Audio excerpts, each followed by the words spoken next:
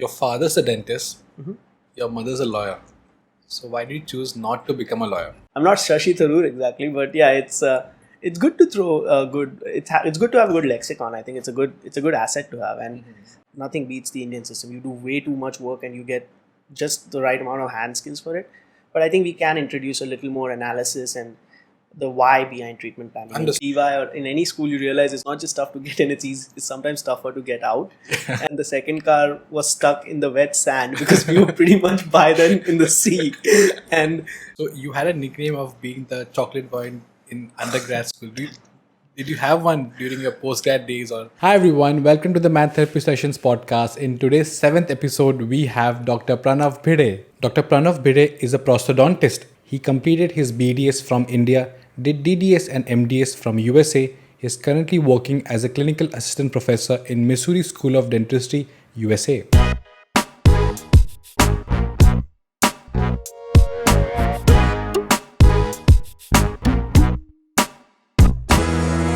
So Pranav, how's life in St. Louis? hello, hi, thanks for having me.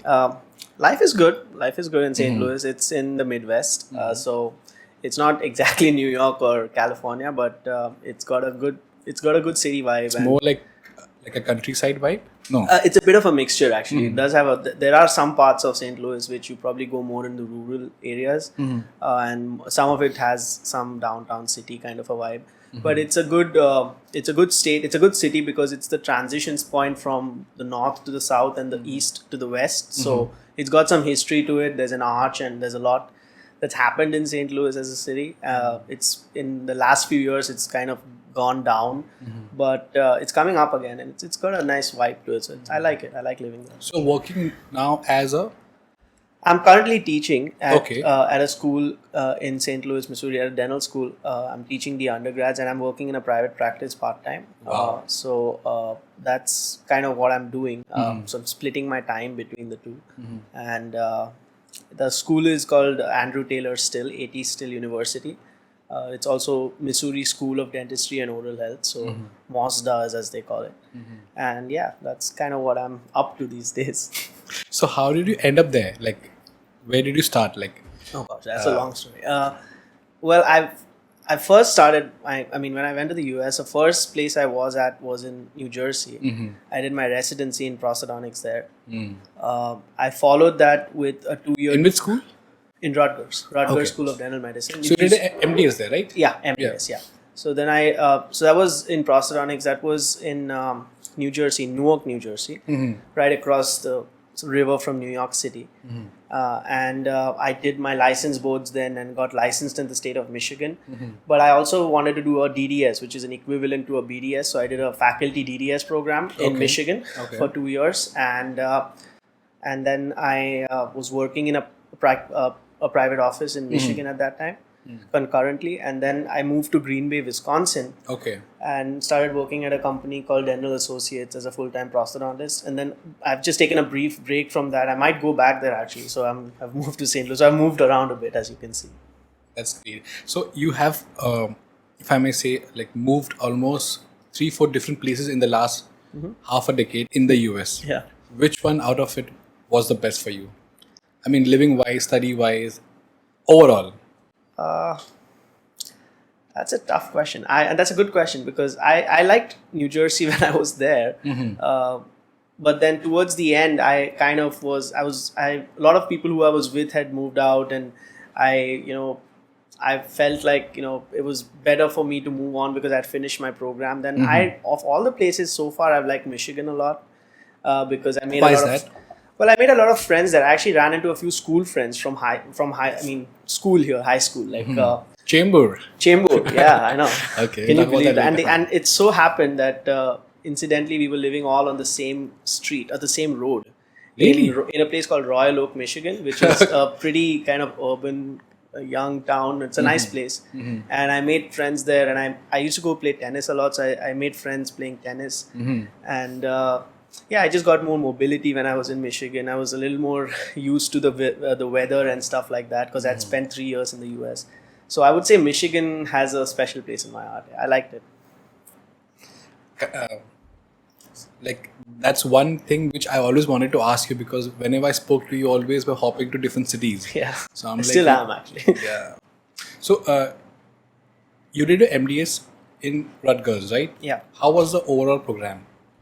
Intense. Yes. Rutgers is one of the more sort of clinically oriented schools. They require you to do a lot of clinical work, a lot of lab work. And prosthodontics by nature is a very clinically intense specialty. Okay. You're doing a lot of treatment planning, but also a lot of your own lab work, a lot of crown and bridge, a lot of implant restoration, a lot of general prosthodontics, inlays, onlays, all that kind of stuff.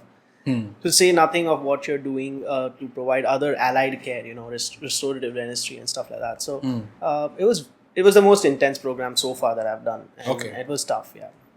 So why like Rutgers was your first choice, or you had any backups? Actually, I wanted to get into Rutgers anyway, and I got Okay. into Rutgers. So it was my first choice.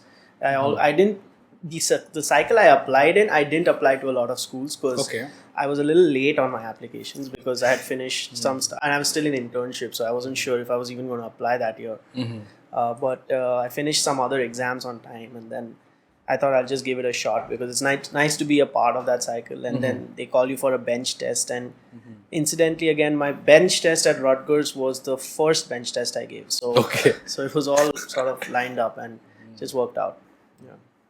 So, what attracted you as a dentist to go and study abroad? I mean, I'm sure you must have thought about doing MDS in India. So, what were the factors that led you to decide to, give it a shot at the US?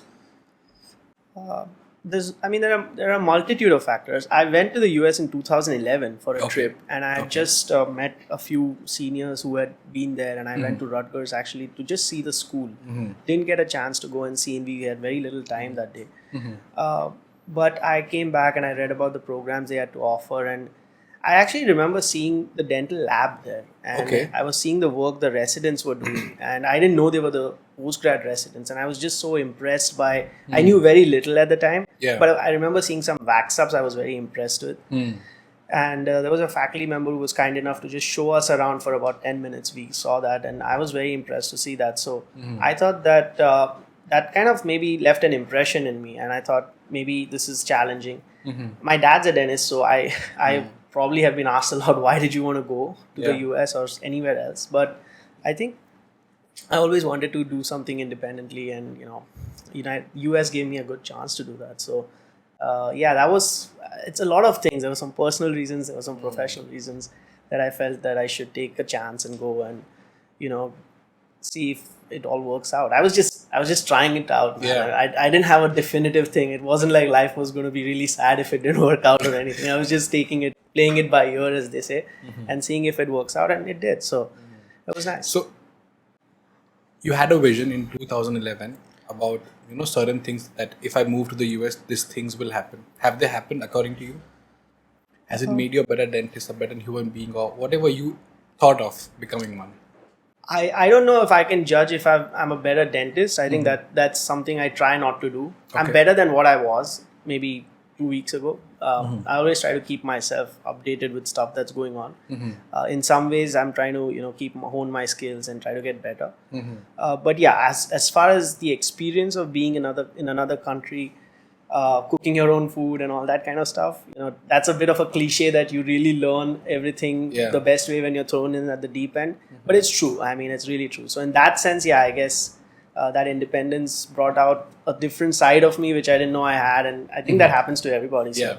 But it was fun. I liked it. And on the personal front, I can tell you that I've had a variety of experiences, good and bad, but they've made me the person I am today. So I'm happy about that. I think that I would not take back, So yeah, I would do it all over again if I had. It also gave you a partner, if I say. Yeah, of course. US gave you that. Yeah, of course. If you wouldn't have gone, probably. Yeah, true. I know. Or maybe I would have found someone else. Who knows? Also, so you have done your BDS in Diva Patil. Yeah. How was that experience? Actually, pretty good. I mean, it was formative. So obviously, that was something. It's something in its own way. It was the most challenging thing to do. I always thought that it was tough to get in, but in DY or in any school, you realize it's not just tough to get in, it's sometimes tougher to get out. And that's not because they are trying to give you a hard time, though sometimes that's the case. But but I think some of it is because you don't know what's coming, right? You don't know whether you're good at it, and you're still not sure if you have the aptitude for it. Yeah. So it was very formative. It gave me the amount of confidence I needed. Sometimes it even gave me some overconfidence, which got taken away very quickly. So I think DY Patil was the best time I had in India. It was, first of all, it gave me the opportunity to go and play in the stadium and play cricket, and we all had a lot of fun there. But even the friendships I've made, the relationships I've made with people, they've lasted forever. And each time I come to India, I make it a point to. And I love the fact that we have not lost touch, any of us. Yeah. So, and those years of your life are such that you're in that phase where you're just enjoying life. You don't know what's coming, but it's innocence. After that, it hits you like exciting, and then you suddenly grow up. So. Yeah. So, any special memory you have which you would like to share with us in DY Patil? I mean, which still to this day brings a smile to your face. Yeah, well, it wasn't in DY Patil. I mean, there are so many, but come on, couple of them, or even one will do.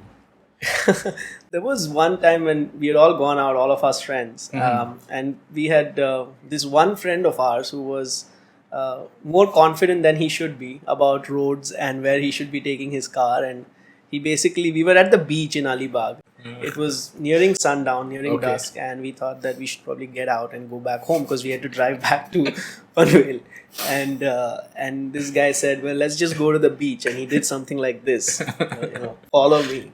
So we thought, okay, maybe he knows what he's doing. So we went down and we suddenly realized that the water had come too close.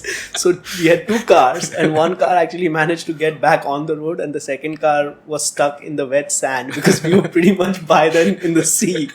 And we were trying to get the car out because the tire was stuck, and these guys were these guys who we spotted, local guys. And we thought we should ask them, we really asked them for help. So, come on, please help us and stuff like that. So, those guys came and they started helping us pull out the car. And they had a special chant. Yes, I think it was... Halam. Yeah. And they tried to pull the car out, and they told him to accelerate push it so that the car moves ahead. Yeah. And this guy accelerated, and the tire, one of our friends was stuck right in front of the tire, which started spinning, and he got completely drenched in that wet sand. And then they looked at him and they said, why aren't you accelerating? And he said, I am. But then they realized that the car is in neutral. So they got even more, they stopped with him. They pretty much asked him to get out of his own car, sat in the car. They not just took it out of the thing, but they took it for a small spin around the beach. And then, so... I know it wasn't a college memory, but we were all together, and it was, I don't know, there are so many, but somehow this comes to mind amongst the many others we've had. Any which happened inside the college? Oh my God, yes. So many. Some of those are not mentionable, I would say. But I mean, you can censor the names, but then... Yeah, of course. Yeah, well, there was another memory that... it was the same guy. But we actually had so we thought that 2-3 friends of us actually thought that we should lock him up in the bathroom on the ground floor right outside the OMDR department, and he actually went to the restroom, and we had planned it such that we would quietly go behind him, and then the minute he went in, we would just leave. And this was after college, so we were sure no one's there. Yeah. But we went in and we locked the door. And then the professor from OMDR came towards the door, and we didn't know it was him and we got scared because we were not like in final year or interns, we were like second year, and we just ran down to the locker So even the professor was stuck inside? No, he was. I think even he was stuck inside, and finally I think someone came and opened the door, and both of them walked out. And it was so hilarious because this guy kept getting into these kinds of situations, but. Yeah, he's one of our dearest friends now, but it was fun when it happened. We were very scared because I think he heard us giggling downstairs, and he even came down, and then we went and I think hid in the pedo department or something. But it was fun. Crazy times. Really good times. Can't believe all that. That's all what we did. So yeah, I mean that's just a tip of the iceberg. Yeah, that's just the tip of the iceberg. Also, so you have been a part of both the education systems now, the Indian dental education system and the American one. What do you think is the main difference between those two? Uh,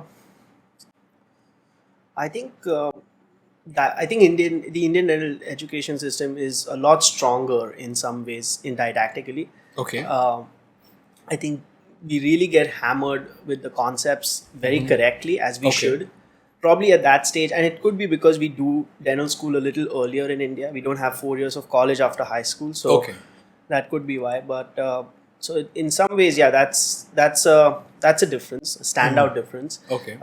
I don't, and this might just be me, but and I think that sometimes we don't get trained to think analytically as much as we should In the Indian system. in the Indian system. Okay. In the system that we have in the US, it's much more analytical, Okay. and I think to a great extent that's because their emphasis on didactics is not ever on having to write long answer questions or short answer. It's more multiple choice questions, and it makes you think. And both of them have their merits and demerits. Okay. But if you're looking at comprehensive treatment planning and some basic concepts, I think any person trained in dentistry in India will have a very strong hold of those. But I think if I was to look at it from an analytical standpoint, to analyze a situation and to come up with a solution, and it just might be my experience, but I just felt like those kinds of things became a little more available and a little more accessible and a little more easy to do. And you were trained not what to think but how to think, Okay. in the US. So when you say analytical, is it more research based? That's what you mean, or No, I think it's you're given a problem. So you're given a patient, you're given a situation. Okay, now you come up with solutions to brainstorm this. Try to come up with a treatment plan. You're looking at it holistically. You're seeing Okay. the patient from the very get go, and every care that the patient needs: restorative, prosthodontic, endodontic, oral surgery. I guess ortho if it's needed, periodontal, of course, periodontal. Those kinds of things are under you because that patient's assigned to you, yeah. and that helps you maintain continuity of care. It helps you see the progress of your own work. Okay. And I think it's a little easier to do when you have a fewer number of patients, or when it's a fewer number of students rather, not fewer number of patients. Whereas in India, from what I remember, you were assigned to departments and you pretty much had to do what was assigned in that department, and you then went to the next department and you had a patient come there, and you didn't always look at the comprehensive situation, or maybe not as much. You probably did, but not as much. So I think that's a little different. There aren't any, there are departments, but you still, as a student in dental school, you're doing pretty much all that for the patient needs by yourself. Okay. So yeah, So it's that's- more like in India, it's more like you're divided into departments, and so you're supposed to think only for that one department, where till you move on to the next department. Yeah. Whereas in the US, it's more holistic. Yeah, I think it's more wholesome, I would say, because you get a chance to So is there bulk of work? You'd probably, in terms of bulk, you would probably want to do it in India because you do many of the same things. Yeah. But when you're looking at continuity of care or follow through with the patient, you'd probably want to see what the United States does. And I think from a clinical standpoint, to look at a treatment plan comprehensively, see what are the treatments required per patient and go through with it, it's better to have that approach.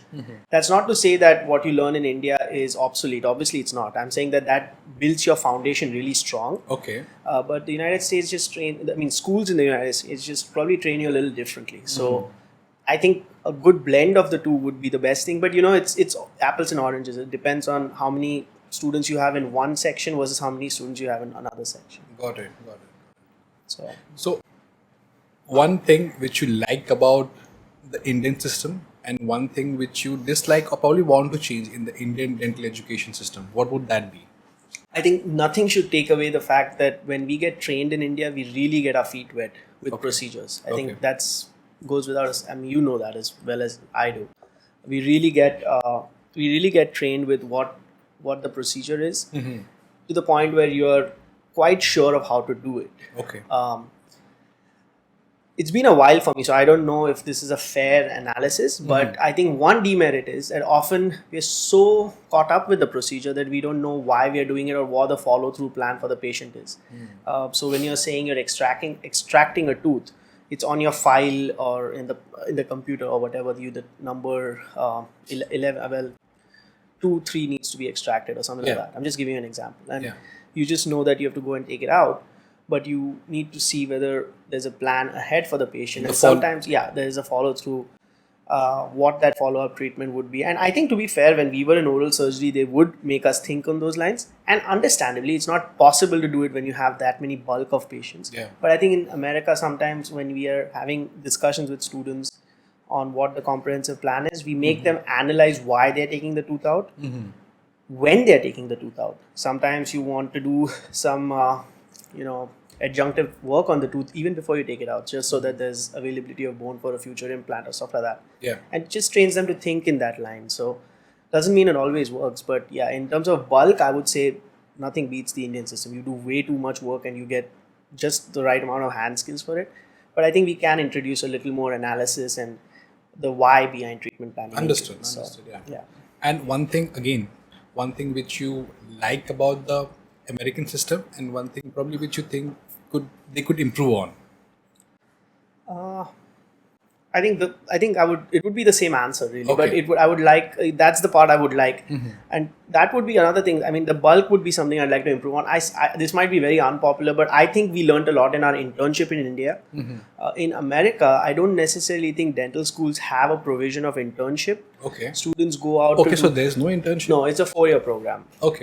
So students often go out with not a lot of clinical skills that they have, done. And I always recommend those students to, if they've just about finished their requirements and then they're done what they call a competency, which is like an exam, then I will always I think it's sometimes a good thing for them to follow that up with a 1-year, what they call a general practice residency or advanced education in general dentistry. So that's like not an internship, but you just kind of get trained to hone your skills in that 1 year.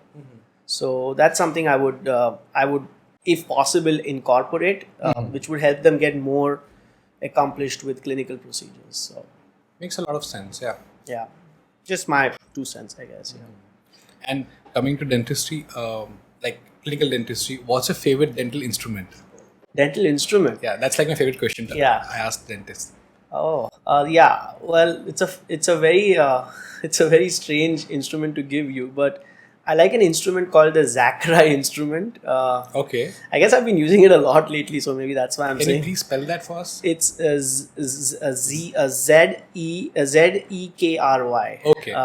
Actually, I'm not sure of that spelling. But that's fine. That's fine. So it's something when you're prepping subgingival margins. You're prepping your anterior teeth with subgingival margins. You kind of have a malleable tin kind of foil. I should be able to describe it better, but it's kind of a malleable tin foil. It basically pushes the gingiva. It displaces the gingival tissue such that you can take your margin subgingivally and minimizes the bleeding that could be there. Got it. I don't always use it. But why is that your favorite instrument?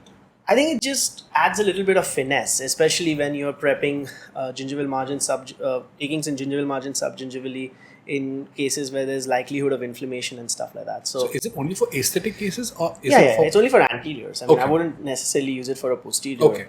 Even if I'm taking the margin subgingival, I'm not going to take it. But what I've noticed is if you've done that and if you've given good provisionals, provisional crowns or temporary restorations for those anteriors with good margins, finished margins, then you tend to have less bleeding when you are doing the final impression. And that is obviously, needless to say, it's a boon. So, I think that, I don't know, maybe it's not always needed and maybe I'm being sort of over flattering about it, but I just tend to like it. It's like a fancy instrument, so it's a nice thing to use. And I like the scalpel, but I don't know if that sounds right to say. Also, so what's your favorite oral healthcare brand? I mean, for example, we have Colgate, Oral-B. So, on a daily basis, or is there a brand which you prefer one over the other?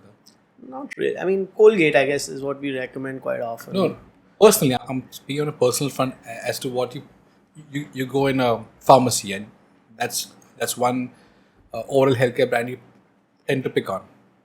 I think Colgate, I would say. Okay. Colgate is often, I mean, it's tried and tested, and I guess. Any specific Colgate? No, not really. I mean, no, I don't have any specification. Okay. I like the, I think the ice one that they have, the toothpaste. They don't I'm have talking about. the ice one. Isn't there one with The blue. the blue one? I don't know if it's the ice one or whatever. It's a minty kind of thing, whatever. I'm not sure they. I mean, we do get in India. I'm not sure we do get here. I might be wrong, but I don't know. I've not paid so much attention to it, but Yeah. I might have to check it out. Yeah. No, I'm just not sure whether we get it here or not. But I mean, so it's called as Colgate Ice or something like that, or it is I'll just have to- describing the consistency of it. I should probably, yeah, I think I'll have to check it out because I'm not sure. Yeah, I'll have to look it up. I really don't think. I don't know for sure what it's called. Any toothbrush you prefer?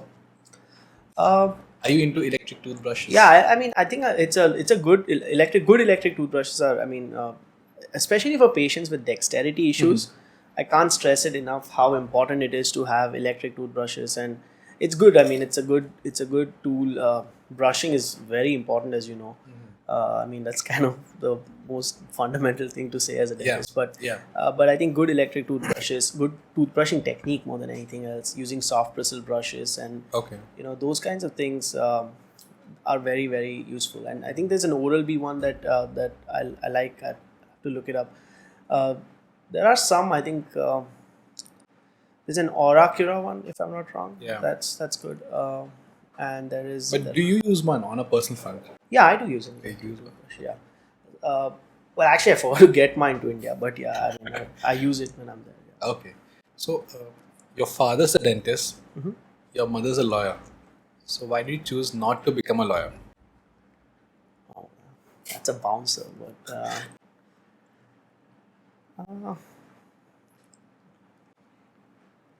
I never really. You had two career options in front of you. Yeah. Yeah. So like. I think at a very early stage, I probably went. And I'm sorry to interrupt. Yeah. You always wanted to become a dentist from your early age. So that was my question. So like, why did you choose to become a dentist and not anything else? I think somewhere in my 12th standard, I kind of made that decision. Okay. I think a lot of it was because growing up, I was a lot with my dad. I went to the clinic a lot, and I saw what he used to be doing and that sort of thing.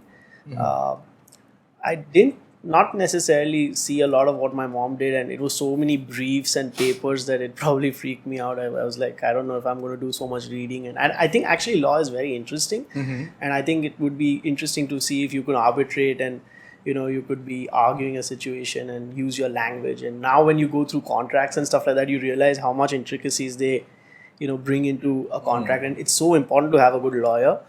So nothing against lawyers, but I just thought that back then it was a little boring for my liking, and I think I always have been more of a doer, so I like doing things with which involves dexterity, which involves skill. So I thought maybe at an early age somewhere it got into me that this is what I want to do. But you have absorbed quite a bit of the law terms in your vocabulary, because on a daily basis we do tend to hear a few words, and one of them is legitimize, which you tend to use it on a lot of people, and they literally get scared. People who don't know the meaning of the term, I mean, it sounds like a very powerful word.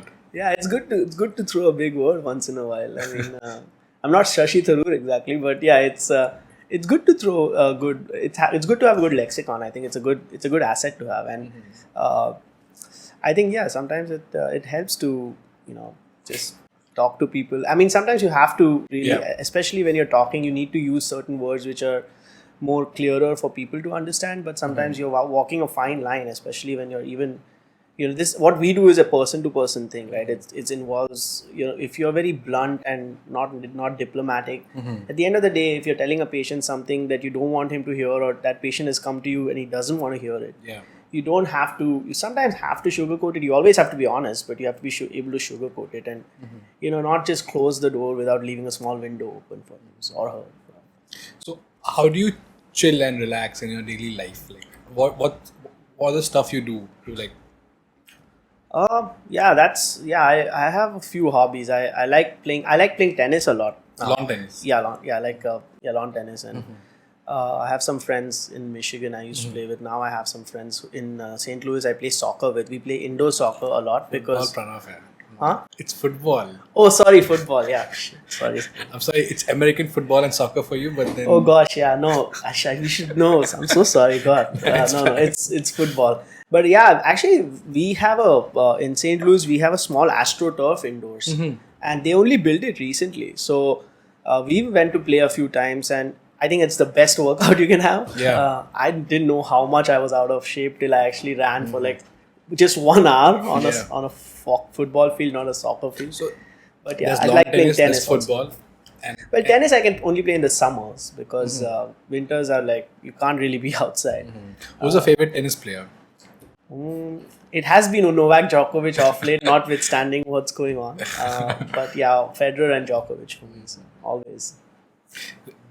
Are you into books, music, or Yeah, any other I like hobbies you reading have? a lot. I like that's one of my other hobbies. I like reading a lot and listening to music and yeah, occasionally. Yeah, that's pretty much it. I mean, I don't you watch a lot of television these days, but yeah. Okay. Are you using the conventional books or have you shifted to Kindle or something like that? Because a lot of people I know, I mean, hardcore book lovers, they have, I mean, of course, you love the feel and the look of a traditional book, but for a lot of factors, people have shifted to Kindle now. Yeah, you're asking this at a very bad time because what happened just a week before I came in, I Okay. lost my Kindle, which had a lot of my really, really like prized books, which I had. I mean, sorry. yeah, and I lost it on a flight when I was, flying. And I went back and I looked everywhere and I couldn't find it. I told the TSA people whether they could, but it was, it was gone by then. So yeah, but I still like the conventional books a lot. But off late because I'm traveling more, I like putting things on a Kindle and reading. Sometimes it's even on a phone and I read. So, but yeah, both of them are good. I still like the conventional books a little bit more though because it gives you that feeling of The having, feel of it, yeah. yeah. Trying to save paper though. So Also, like you have been a part of the Indian dental education system, now the American one, and a lot of people always wonder, like, should they, is going to the US tough? So, any advices for dentists out there or dental students who want to take the plunge or more like the leap of faith and go to US? So, specifically for them, like, what would your advice be? I think you need to have your objectives clear. Okay. I don't want to sound very preachy because I'm also not exactly. We're all in a journey right now, and I'd like to say that right off the bat. I'm not some sort of a big guy who's going to teach you how to do things. Yeah. But I would just say that what I had and what sort of helped me during the tough days in the US. And you've seen it. You've been to the US. You have had some schooling there. Yeah. I think it's a little bit easier when you know what you want out of it. If you have some unreal expectations out of it, then it's not going to happen. And know what your goal is. If you know what your goal is, you'll probably be okay. Okay. But there is no possibility that you're not going to have a bad day. Whatever residency you do or you don't do, whether you do a DDS or you don't get in or whatever, or if you're just doing a fellowship or a 2-day course if it comes to that, I would say that know what you're going to get out of it and have that clarity of thought. Okay. And take the plunge. I'll always be as encouraging as possible if someone asks me. But I would personally ask you before that, what is the reason you want to come? Because I mean, I was a good example of that. I had no real reason to go to the US. My dad has a good practice for so many years. Yeah. But I knew what I wanted out of it. Okay. And it's not always got to be money because I mean, and this is again, I don't want to sound preachy, but I feel like I was not chasing the money all the time. I mean, there are times you have to, but Yeah. there are more times where you'll be a lot more at peace if you're not chasing that. You'll be a lot more at peace if you're just going to learn a few things because every residency and every specialty has its limitations. And there could be limitations which you could never account for and which I couldn't tell you because I don't know. So it's easier when you know what you want out of it. And, then once you know that, it's a lot, you can handle the difficult times more easily. So. I'm sure a lot of people ask you, especially students, as to how do you deal with pressure during your dental school days. So my question was, what advice would you give to someone who wants to join dentistry? wants to make dentistry his or her career, or who's already into the first years, so what advice would you give them? In India or in general? Anywhere, In general. just generally. It could be for the DDS guys also. Actually, this is what I often tell students who sort of come to me, and they ask me these questions, but I'm not so sure I'm well equipped to answer all of them because I haven't had that many years. I can only tell you what I have experienced, and there are challenges, there are pressures, but you gotta have that approach that what you're doing is a service at the end of the day, and Okay. if you take a lot of pride in your work, and if you know that your name is going towards something, each procedure you do, no matter how exhausting the previous one has been, has to be receiving your 100%. And sometimes even that's not enough to have a good day. But I think that you got to define what your good day means. A good day needs to mean that when you get in bed, you're really tired and you've done the best you could. You left it all out in the field. Yeah. So, I mean, is that a recipe for success? I'm yet to find out because I've got hopefully a long life ahead. But I would say that that's what helps me be at peace with what I do. Every day I go in, I try to do the best I can. And that's true as not just advice, I guess, for dentistry. It's true for anything you do, whether you're doing a profession or a service, or you're, in a business, anything. I think you just want to give each day your best, and, leave the rest to whatever force you believe in, I guess. Because what happens is, especially in your first few years of dentistry, like first year, second year, you are not sure what is happening around you. Or if you are in high school and you want to become a dentist, you always think dentistry is easy. It's easy money. Yeah. So there are like you said, you need to have the right reasons to become one. Yeah. And so one thing which, especially for people who want to become dentist, what would you tell them? Like, is it a good, viable career option right now? What do you think? I'd like to say that I'm not so in touch with the dental situation with dentistry in India, but I can tell you that it's always going to be a viable career option if you like it as a career. And I think I know people who like it in the sense that they like blending the artistic element of skill with the functional element of science, So that's pretty much what dentistry is. I'm not so sure any other profession provides you that. So it helps you sometimes just disconnect. It used to help me a lot in residency when I would just disconnect with everything that's going on and just sit in the lab after school, because we did all our own lab work, most of our own lab work, and just sit after work and just sit after a long day at school and just do my lab work, listening to music. It was therapeutic for me. I mean, it was really good. So that's a good thing. And that would be my advice. I mean, it would, if you're in your early stages of making that decision, it's not a bad idea to do an aptitude test and decide whether this is something for you, if using your hands to do things is something you'd like to do. Because for some people it's not. And if it's not, are you willing to put in more effort to do it? And I mean, I hope I'm not sounding like a preacher here, but that would be just advice I have gained from other people who are much more senior and much more accomplished than I am or I ever will be. And that's helped me, because you learn your limitations very quickly. You learn your limitations a lot more quickly than you learn your strengths.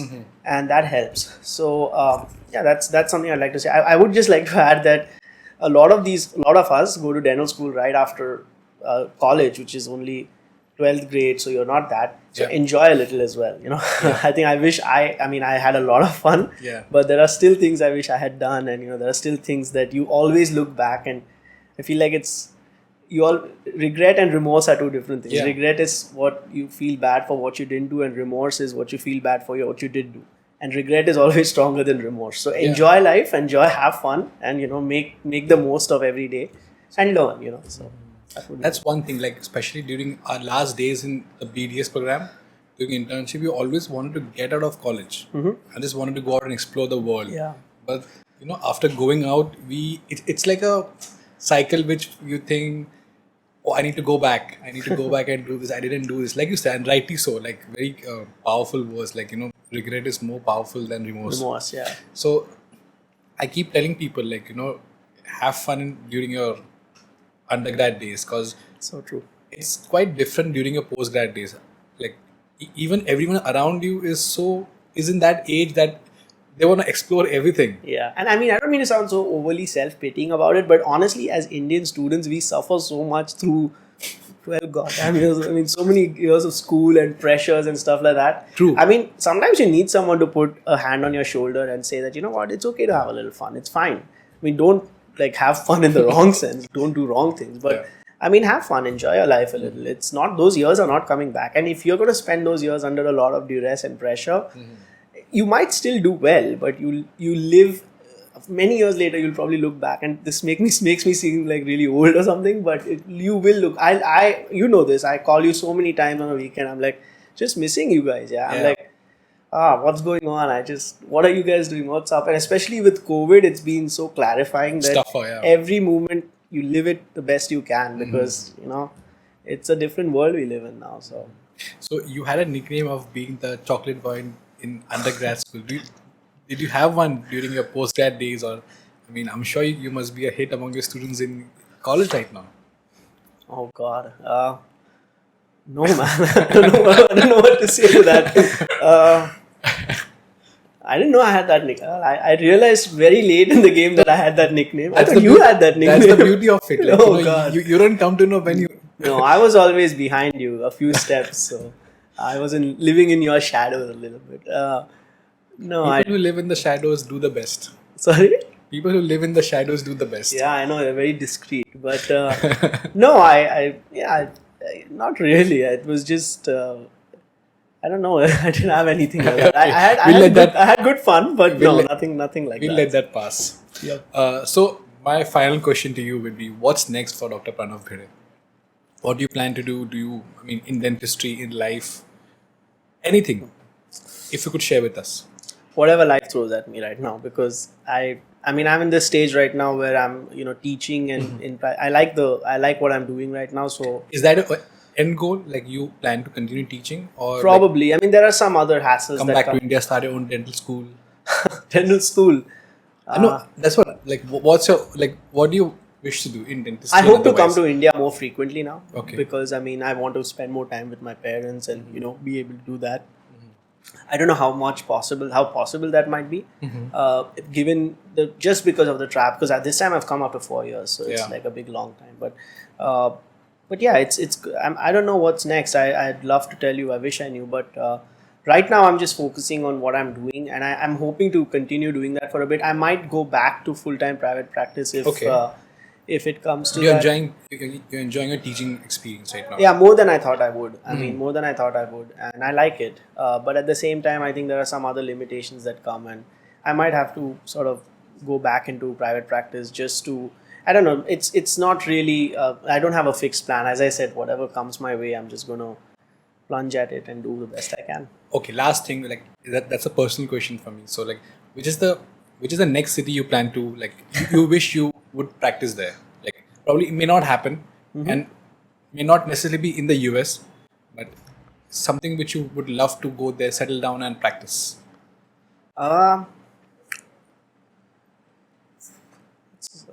Could be in India too, but I'm just saying, like, Well, I love Mumbai, frankly. Yeah. I'm a Mumbai boy, so I love being here. I don't know if I'll be able to come back given everything that I've in the last few years. It's been I've lived a lot there, so I'm still not. I when I come back here, I'm like a fish in water. I'm back home, so this is still home for me. It always will be. Yeah, but never, But never say never. Like, never say never. But I think but one city in the world which you would love to go and settle down. Chicago, I think at this point. Okay. I like Chicago. It's for some reason I've always liked Chicago, and I think it will be. It's very cold and it's very windy, but there are so many things I've had in Chicago. There's been a lot of fun that I've had there, and one of the cities I'd like to go to practice and probably work is in Chicago, realistically. So whenever we decide to take this podcast international, we'll come to the US and have You are always welcome. And another session with hopefully you. I'll still be there. But yeah, I'd love to. Yeah, it'll be fun, and I love the thing. This podcast you're doing. It's very informative. It's very interesting, and I like this concept, and I'm glad you're doing it. And thanks for having me. It was a lot of fun. Means a lot coming from you. So thank you, Means a Pranav, lot. Thank you, Dr. Pranav, for coming for this podcast, especially from St. Louis. Thank you. Missouri. Missouri. I know. Hopefully, we'll talk to you soon, Yes. wherever you are there, because hopefully this pandemic stage gets over soon, and hope then so. we'll be able to travel freely, and yeah, we'll do it international too. You have to, and I just hope, things improve for everyone, because this hasn't been easy for anybody these last 2 years. And Especially for dentists. I think and it's really commendable what dentists, the amount of efforts dentistry as a profession and then the dental family has taken, given how proximal we are to a lot of these aerosols and how challenging it is to contain the infection. Yeah.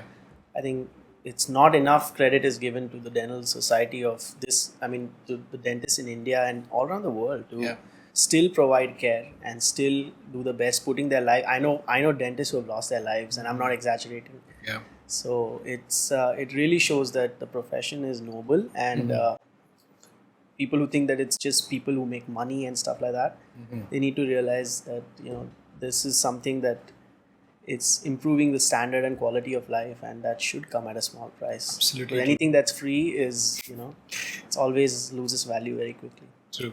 Sorry, don't Thank sound like you. a preacher again. But thanks for having me. That's preacher Pranav. So Oh God, sorry. Thank Thanks you for so having me. much, Pranav, Bye. for taking your time. Yeah. I'll talk to you soon. Thank you. Bye. Thanks. Liked it? Loved it. Did I sound too like a preacher? No, not really. It's perfect. It's perfect. Shit, I really think I've started sounding old. No, it's fine.